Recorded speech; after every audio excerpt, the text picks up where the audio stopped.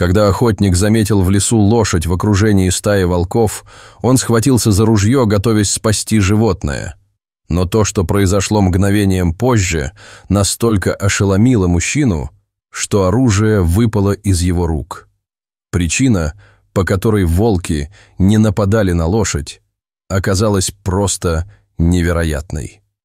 В маленьком поселке Блэквуд, затерянном среди величественных пиков скалистых гор, начали происходить странные события. Все началось в самом разгаре суровой зимы, когда температура опустилась до рекордно низких отметок. Старожилы говорили, что такой холодной зимы не было уже лет 30. Снег укрыл землю толстым белым одеялом, превратив окрестные леса в настоящее царство льда и безмолвия. Первым необычную лошадь заметил старый лесник Джозеф, живший на окраине поселка. Он возвращался с обхода, когда увидел на опушке леса крупную коричневую кобылу. Животное выглядело ухоженным, похоже, домашним, но что-то в его поведении насторожило опытного лесника.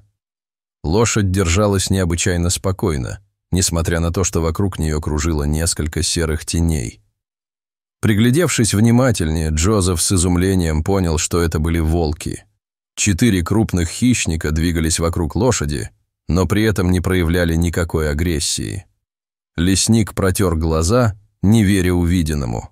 За 30 лет работы в лесу он повидал немало удивительного, но такого не встречал никогда. На следующий день Джозеф рассказал о странном происшествии в местном баре у Майка. Завсегдатаи сначала отнеслись к его рассказу скептически. Кто-то предположил, что старик просто перебрал виски. Другие решили, что от долгого одиночества у лесника началось помутнение рассудка. Однако уже через пару дней странную компанию заметила Сара Паркер, владелица небольшой фермы на другом конце поселка. Она вышла рано утром проверить курятник и застыла, как вкопанная. На заснеженном поле, неподалеку от ее дома, паслась та самая коричневая лошадь, а вокруг нее, словно почетный караул, расположилась стая волков. Новость быстро разлетелась по всему Блэквуду. Теперь уже никто не сомневался в словах старого Джозефа. Местные жители разделились на 2 лагеря. Одни считали, что нужно спасти лошадь от хищников, другие настаивали на невмешательстве в естественные природные процессы. Первая попытка приблизиться к необычной группе закончилась неудачей. 3 молодых парней из местной конюшни попытались подманить лошадь овсом, но волки мгновенно встали между ними и своей необычной подопечной. Оскаленные клыки и грозное рычание заставили непрошенных спасателей поспешно ретироваться. После этого случая еще несколько человек пытались подобраться к лошади, но каждый раз волки демонстрировали завидное единодушие в защите своего необычного компаньона. При этом хищники никогда не преследовали людей, лишь отгоняли их на безопасное расстояние. В городке начали строить различные теории. Местный учитель биологии, мистер Томпсон, предположил, что волки могли принять лошадь в свою стаю из-за какого-то уникального поведенческого паттерна. Владелец магазина охотничьих принадлежностей Фрэнк Миллер считал, что всему виной суровая зима, мол, голод заставил хищников искать необычные способы добычи пищи. Тем временем новость о необычном природном феномене начала распространяться за пределы Блэквуда. Местная газета опубликовала статью, которую подхватили региональные издания. В социальных сетях появились первые фотографии загадочной компании, сделанные местными жителями с безопасного расстояния. Именно так об этой истории узнал Эйден Хоук, известный в определенных кругах охотник за необычными трофеями. Он жил в 4 часах езды от Блэквуда, в городке Риверсайд. Эйден славился своей коллекцией охотничьих трофеев, среди которых были действительно редкие экземпляры. Сначала Эйден отнесся к фотографиям скептически, решив, что это умелый фотомонтаж. Однако чем больше снимков появлялось в сети, тем сильнее росла его уверенность в подлинности происходящего. Необычная история не давала ему покоя. будоража воображение перспективой добыть поистине уникальный трофей. После недели колебаний Эйден решился на поездку в Блэквуд. Он тщательно подготовился к охоте, взяв с собой самое лучшее снаряжение. Особое внимание охотник уделил маскировочному костюму, который должен был скрыть его запах от чуткого волчьего носа. Прибыв в Блэквуд поздним вечером, Эйден намеренно выбрал для ночлега небольшой мотель на окраине, подальше от любопытных глаз. Он не хотел привлекать к себе внимание, понимая, что местные жители могут не одобрить его намерений. Утром следующего дня, едва забрезжил рассвет, Эйден уже был на ногах. Он позавтракал армейским сухпайком и выпил термос крепкого кофе. Охотник понимал, что впереди его ждет долгий и сложный день. Ему предстояло не только найти необычную группу животных, но и выбрать идеальный момент для выстрела. Лес встретил его настороженной тишиной. Эйден, привыкший к звукам дикой природы, сразу почувствовал что-то неладное.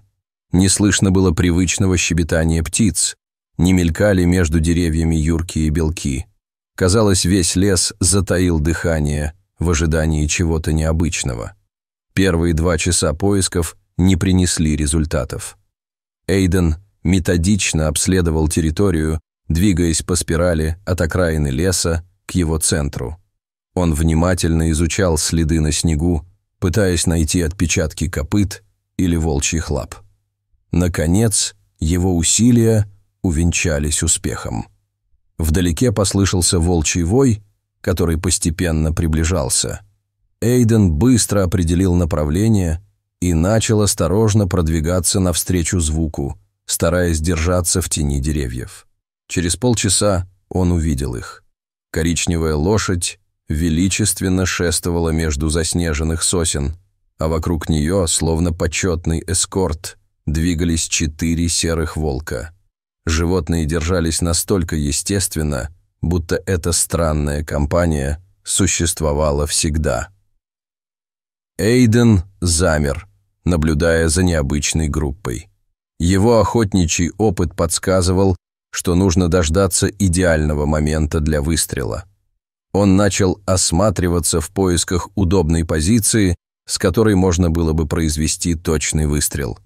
Неподалеку росло высокое дерево с толстыми ветвями. Эйден решил, что это идеальное место для засады. Он медленно начал подниматься по стволу, стараясь не производить лишнего шума. Каждое движение давалось с трудом. Снаряжение и ружье значительно утяжеляли подъем. Добравшись до удобной ветки, Эйден устроился поудобнее и достал ружье. Через оптический прицел он мог прекрасно видеть всю группу. Лошадь остановилась на небольшой поляне, а волки расположились вокруг нее, словно часовые на посту. Палец Эйдена уже лег на спусковой крючок, когда он услышал зловещий треск. Секунду спустя ветка под ним подломилась, и охотник рухнул вниз. К счастью, глубокий снег смягчил падение, но сильный грохот привлек внимание животных. Не успел Эйден подняться на ноги, как оказался в кольце оскаленных волчьих морд. Хищники смотрели на него с явной угрозой, но почему-то не нападали. Они словно чего-то ждали, и вскоре охотник понял, чего именно.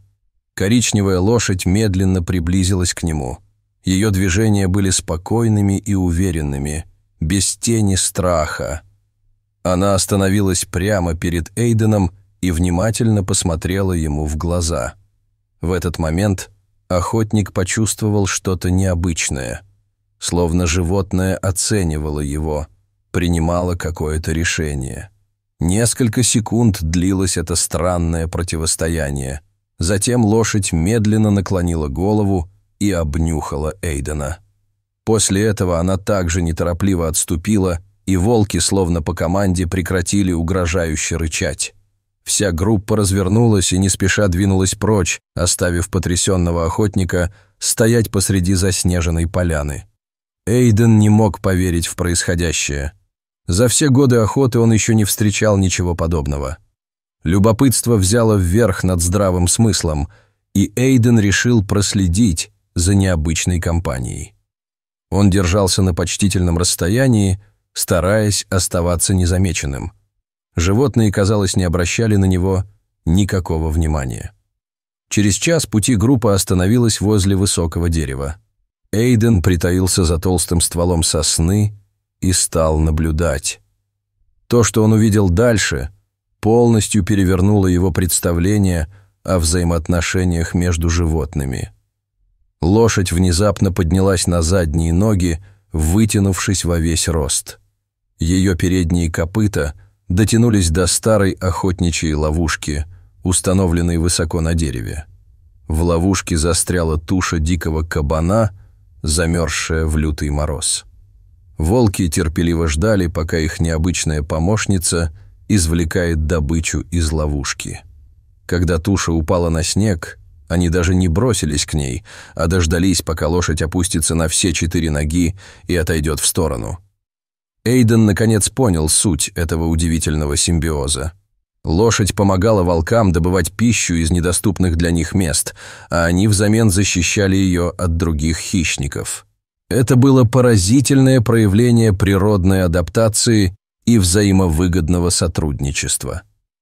Охотник тихо отступил, оставив животных наедине с их добычей. По пути к мотелю он размышлял о том, что стал свидетелем уникального природного феномена. Никакой трофей не мог сравниться с тем опытом, который он получил сегодня. Вернувшись в Риверсайд, Эйден никому не рассказал о том, что видел в лесах Блэквуда. Он понимал, что огласка может привлечь других охотников, менее щепетильных в вопросах этики. Пусть лучше эта удивительная история останется местной легендой. В последующие месяцы жители Блэквуда продолжали иногда видеть необычную группу на окраине леса. Никто больше не пытался приблизиться к ним или помешать их взаимодействию. Люди научились уважать этот удивительный союз, рожденный суровой необходимостью. Когда весна наконец пришла в горы, охотники обнаружили множество опустевших ловушек в лесу. Старый Джозеф, проверяя их, только качал головой и загадочно улыбался. Он единственный догадывался о причине этого явления, но предпочитал хранить молчание. Постепенно история обросла новыми подробностями. Рассказывали, будто видели, как лошадь и волки вместе охотятся на оленей. Кто-то клялся, что стая защитила свою необычную подругу от медведя. Правда была одновременно проще и удивительнее всех этих выдумок. Много лет спустя Эйден вернулся в Блэквуд. Необычной компании уже не было в этих лесах, но местные жители до сих пор рассказывали историю об удивительной коричневой лошади и ее волчьей страже. Эта легенда стала частью местного фольклора, напоминая людям о том, что природа способна создавать самые невероятные союзы, когда речь идет о выживании.